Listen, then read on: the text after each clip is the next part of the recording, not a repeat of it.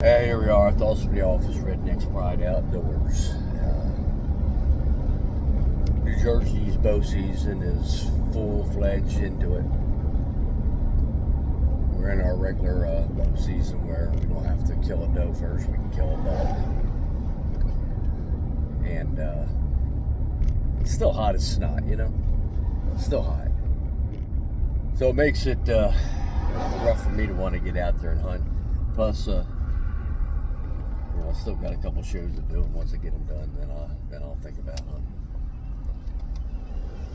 But I still run my cameras and I still run my deer test sites year round, and it happens every year this time,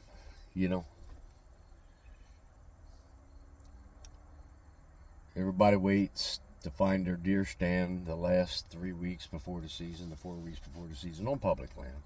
Okay. And part of that reason is on some public lands they don't open up for, it's till 6 weeks before the season. So, they can't, their hands are tied. They got to get in there 6 to 8 weeks before. They're not getting in there prior to it. And what I see a lot on my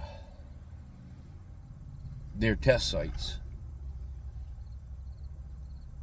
is that folks find them and they move right in and man, they set them right up, boom, boom, boom, boom, and that's okay. I'm good with that. That's no problem because I put so many test sites out. I'm not interested in hunting them anyway. But you learn about you learn a lot about the hunter when you realize they don't even know you're there. They just see a bunch of deer tracks and they see a bunch of deer sign and they don't even realize you got a mock scrape there. They don't even realize that, they just don't know, because when I'm putting in deer stuff 1 and deer stuff 2, I'm not putting a pile of bait out. I put deer stuff 1 and like I tell it, I work it into the ground and you just got a hole of bare dirt. And then when I put my deer stuff 2 down on that stuff, realistically, you can only see it a day, if that. Sometimes it's just a matter of hours before that little bit of deer stuff 2 that I put down disappears totally, and all you see is where deer are just digging. Oh, excuse me. But I'm amazed at how many times, man, I got the hiccups. I'm amazed at how many times the hunter just doesn't see it. And you look at where they put the tree stand and their wind is blowing right onto the dig or whatever. And again, that's not what this is about. I'm just presenting this because eventually a lot of times I meet these hunters and they're new. They're newer hunters that haven't really got their feet wet and their ears scratched up yet enough.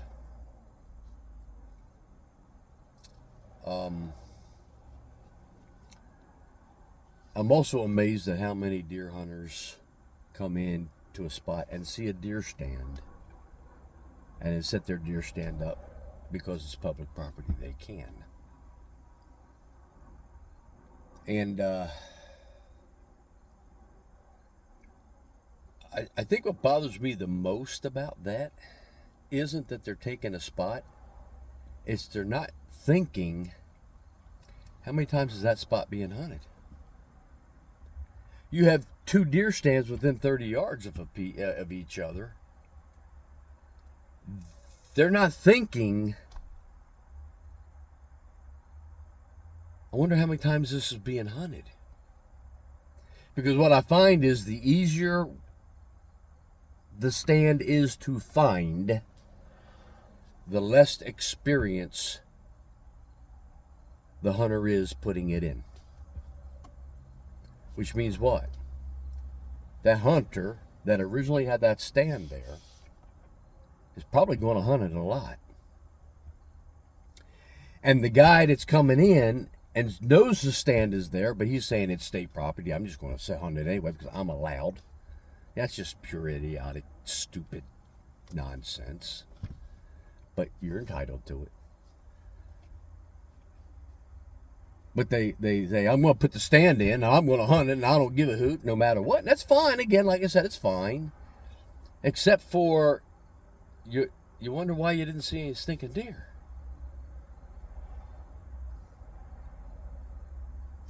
You know, I'm amazed that when I'm reading all these posts from everybody, how everybody puts the deer on a godlike level. Okay, these deer are gods. Their noses are great, their eyes, their ears, and they are. But they're not gods. But people put them on this high-ranking pedestal, okay? Yet, that same person will come in, and just because he can, just because she can, heck with them. I'm putting my stand here because it's public land and I'm allowed to. Okay, and you can. But stop talking about how majesty and how great God-like the deer is, because you know what? You hunt it twice a week or 3 times, because most guys are going to overhunt their stands. They do. And the other guy overhunts his stand 2 or 3 times, and you just happen to be missing each other at the same time. You now have 4, 5, 6 days a week that stand is being hunted, and you wonder why the deer stop coming in there. Now, I'm not as particular about human odor as most of you all are, but I still hunt clean, and I still hunt with cover scent, and I still hunt the wind, even when I'm hunting my digs and I'm hunting my deer scents. I can hunt them successfully because I know deer, I know what they're going to do, and I know how to play the wind. But what happens is everybody, you got 2 stands or 3 stands in a 50-yard area or 30-yard area, and they wonder why the deer stop using that spot. Because people have been in the stand stinking every day. Maybe this guy over here hunts the morning, maybe you hunt in the afternoon, maybe it's vice versa, I don't know. But you guys are hunting at the same time, and then you're complaining about Joe Blow and his bait pile way over there or way over here, pulling all the deer out. When the truth of the matter is, you guys are just over hunting the spot. They're skirting you.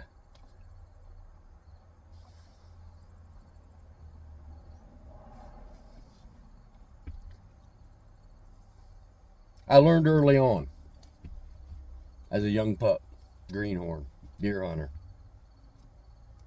back in the 70s, early 70s, that the experienced deer hunter, his stand was not always easy to see, but it was always in heavy deer traffic area. And I learned to see early on, back in them days, that the experienced deer hunter that knew his stuff, or her stuff, that they would gravitate to these heavily deer-used areas, all right, and they would put their stand up. And I can remember many a time walking in there as a pup, finding this concentration of deer, thinking, oh boy, I'm going to have, this is the, and then all of a sudden looking up, and son of a gun, there's a stand. And back in them days, the stand was a 2x4.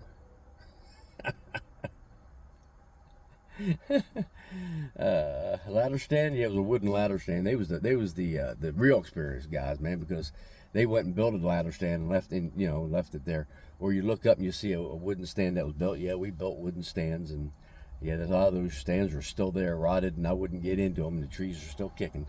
But anyway, getting back to you, what I learned was this. That old boy, that experienced hunter, I would know that experienced hunter's hunting in there. You look up and you say, oh man, I ain't moving in on him. Could I? Public land? Yeah, I could. But you know what? Out of respect, I didn't. Out of respect, I didn't move in on him. Why? It was etiquette. It was respect. It was, just something that was unwritten back in them days. If you hunted a man's stand, you asked him if you could hunt it. But going back to it, what I learned, and I learned it from another old timer. Oh, so-and-so knows what he's doing. He's going to kill some deer, and he's a good deer hunter. Now, back in them days, we didn't care about big racks. We just cared about killing deer. Okay, I just find myself reverted back to just killing deer. I couldn't care less if I kill a buck or not. Matter of fact, if I can get out this week to bow hunt, I'm going to kill a doe. That's what I'm killing for, a freezer. And my second deer, if I get a chance and go ahead, it's going to be a doe. Unless a really big buck walks in, okay? Then I'm going to have to, just to prove to you guys I can still kill a buck. But going back to what I'm saying here, I learned back in them old days. Now you take this from this old goat here. Hunting, trapping for 55 years, hunting for 50 years.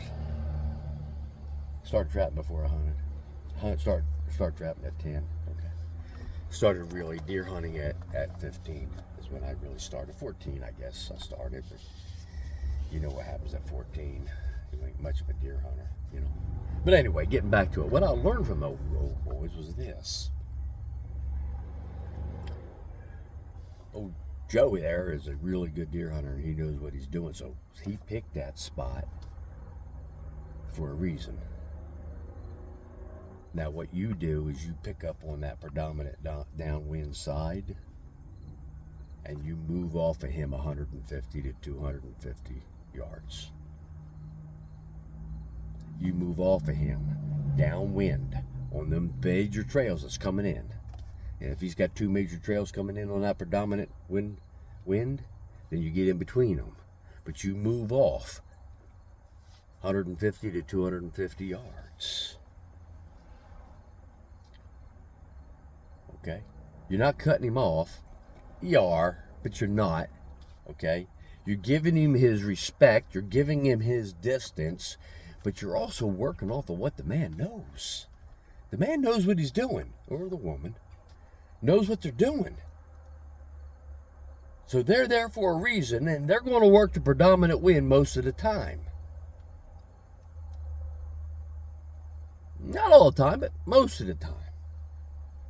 But then again, you can figure out if the stand was set up as you get experienced, working off of him, staying back 150, 200 yards. You start to understand the stand placement if he's working the predominant wind or if he's working an off wind.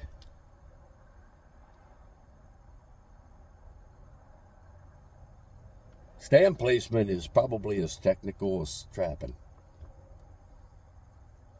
And sometimes laziness on my part gets screwed up. But you know what? When you sit back and you think about it and you're playing, okay, what wind?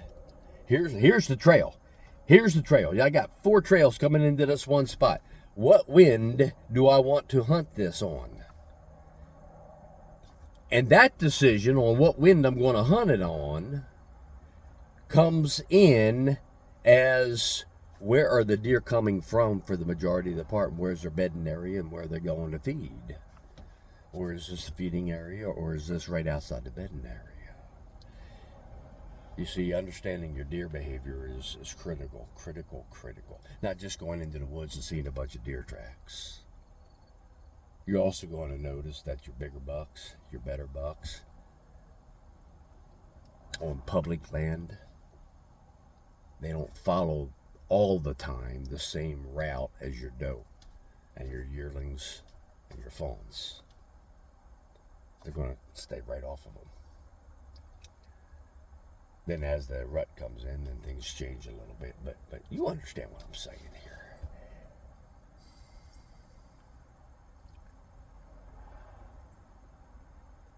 Woodsmanship.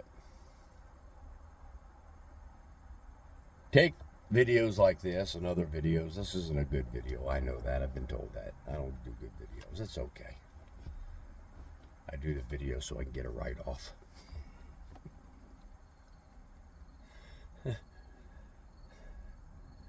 I don't care if you buy my products or not.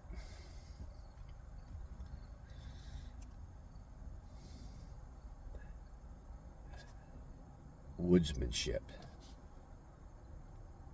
Not just watching a video, but getting out there and understanding what you're looking at. Understanding to be able to identify. You know, not all deer bed down in the thickest crap. A lot of times, those big old bucks bed down right on top of a hump in the woods where they can see 150, 200 yards around. Where they can smell on the downwind wind coming at them. I have found that the bucks will bed down on a little open knoll, little open hump, and sometimes it's only 4 or 5 foot high out of elevation, you know. Rest of my elevation is 51 feet, and then they're bedding down on 63 feet elevation with a little bit of opening. But what I've always noticed is where the humans are always going to be like a parking area or something like that, because they will bed close to them. They're going to be on the downwind side of that parking area a lot of times, or the downwind side of where people spend a lot of their time. Woodsmanship, understanding your deer. I love deer sense. I use deer sense. I love using deer sense. I want to keep on using deer sense. Even the synthetic stuff that we make. Dragging in, I love dragging deer in, but you got, in order to make deer sense work, in order to make mock scrapes work, in order to make hangers work, in order to make bait piles work, the way you're successful with is understanding your deer, habits, and behavior. If you don't know your deer, travel points, what they're doing, where they're going, how they're doing it, their habits and their behaviors, you're just killing a deer by luck.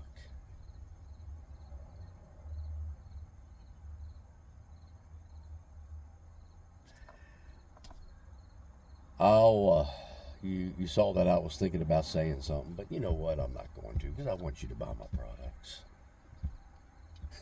I want you to use my products. Redneck's Pride Outdoors, there's the plug. Okay. Redneck's Pride Outdoors, or redneckspride.com. There's the plug. There's the plug. But more than that, I want you as a hunter to go in and get woodsmanship. That you don't have to be around people to kill a deer. And you don't have to get pissed off because somebody beat you to your spot. Because if somebody beats you to your spot, that just means you just go downwind of him or upwind of him. Whatever you want to do.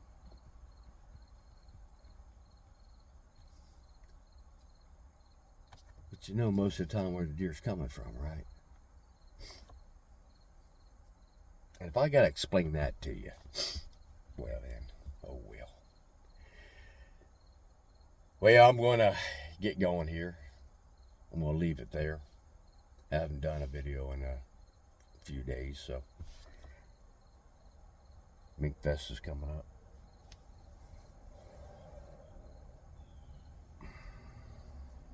Trapping courses are coming up. I don't know how I'm going to deer hunt. All right. I'll talk to you later. Leaving it there. Redneck's Pride Outdoors. I'll see you later.